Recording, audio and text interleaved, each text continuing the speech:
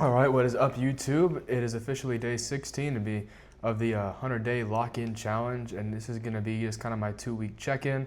I'm going to go through my minimums, my diet, anything I'm slacking on, my training, and just kind of give you guys a rundown of how it's been going and just some insight. I'm not going to give you no cuts, no anything, no breaks. I'm just going to do it all in one take and just be 100% genuine with it.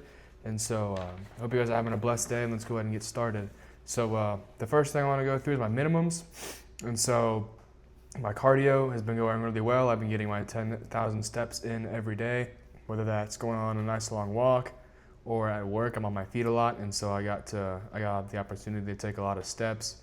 And so even in the gym, like sometimes I'll have like a really long superset and I'll have to walk across the gym, and so that'll kind of help me get my steps in too.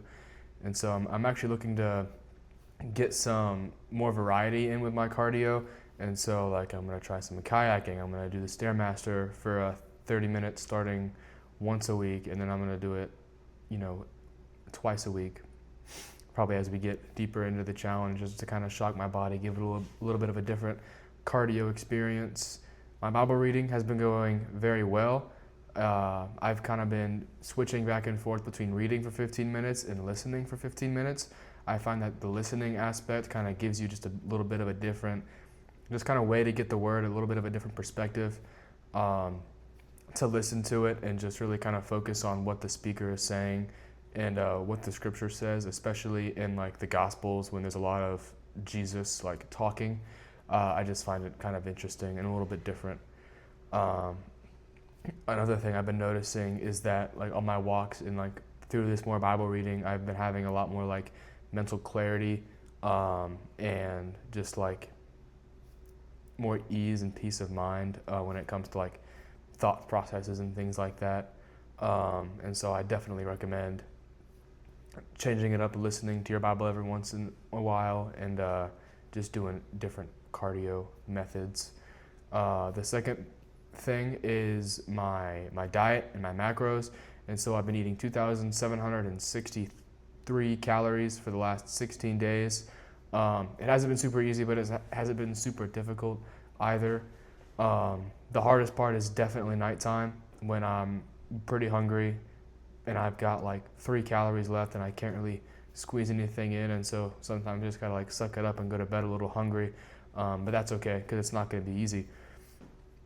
But in that, 2,700 calories and some change, I'm eating 236 grams of protein, 80 grams of fat, and 275 grams of carbs. And so with my protein, I'm utilizing a lot of things like protein powders, protein bars, Greek yogurt. I'm trying to get as much lean meat in as I can. So like 90-10 ground beef, 93-7 ground turkey, 99-1 ground turkey breast. I haven't found ground chicken yet. I might try that soon. But I'm also throwing in some fish there too. So like I'll do some salmon. I'm going to try cobia. We got like a local fish shop. And so I'm going to just start doing like a more variety of fish and seafood, because seafood is high in proteins but really low in calories. And so that's going to make it a lot easier on my diet. And then I'm having 2 to 3 scoops of protein powder spaced throughout the day, usually 1 to 2 at breakfast, and then 1 at some point later in the afternoon/evening. If you've seen my Instagram, you know that my protein goop is utilizing a scoop of protein powder. And then when it comes to my fat, a lot of that kind of works into the protein aspect of it too, when it comes to milk and steaks, and even some of the ground meats have a little bit of fat in them. But especially in the eggs. For dinner, I can have anywhere from 2 to 6 eggs some nights, and so that's where I get a really good portion of my fat in. And I'm just trying to make sure that those fats are good fats and not like super saturated or trans fats, just really processed stuff. And so I'm trying not to eat too much sausage. I've gotten away from butter and olive oil. I know those 2 things are pretty good fats, but they're just super calorie dense, and so I've switched to like a non-stick like spray.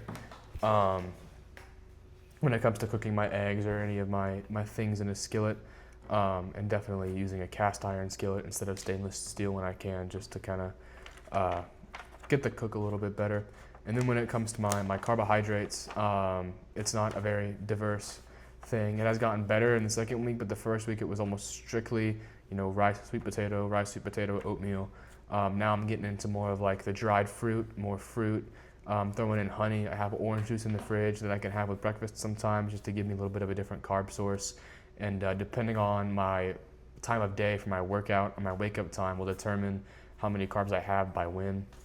And so like, for example, this morning I worked out a little earlier, and so I had a little bit of extra carbs at breakfast and a little bit of extra carbs after I worked out. And so now I only have 100 grams of carbs left to go out in the day.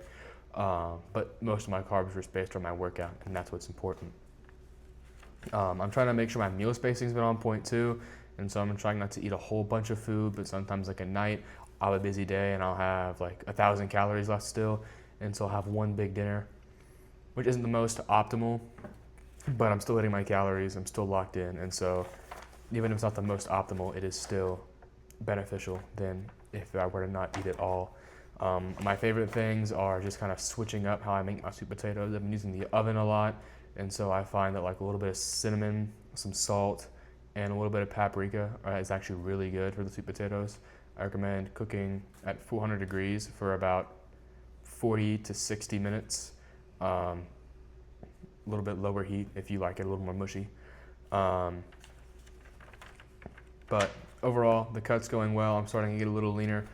Starting to notice things here and there, some little extra striations, a little bit of extra vascularity at times. But I'm definitely looking forward to the bulk in November. I did do the math on that already, and I'm going to be eating like almost 5,000 calories. And so I'm super excited for that. And then with the nutrition part also comes my training. I've been on kind of a 3-week split. I've been using Chris Bumstead's app called Standard, and I'm on a 9-week program right now for the first 9 weeks of this challenge. And so almost done with the first 3-week phase.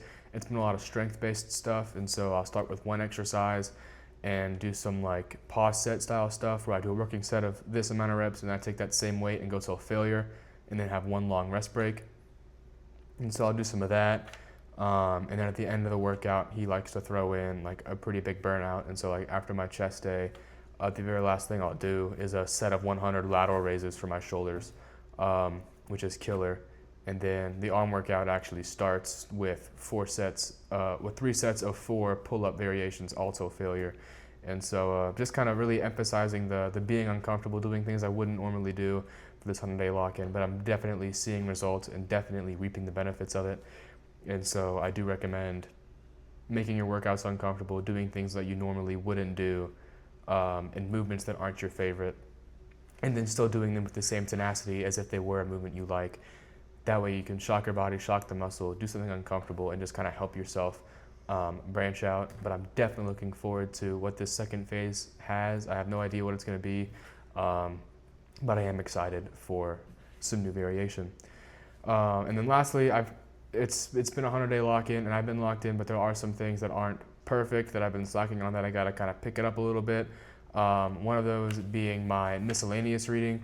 And so I set a goal at the beginning of the challenge that I want to read 5 to 10 books, and not even a third of the way through the first book yet. And so I just need to make sure I'm being more intentional with that book reading, setting aside more time a day, maybe going somewhere that I wouldn't normally go, like a coffee shop, or sit outside somewhere and kind of force myself to read. That way it starts to become a habit and doesn't become as difficult, and so that I can accomplish that goal of reading 5 to 10 books throughout this challenge.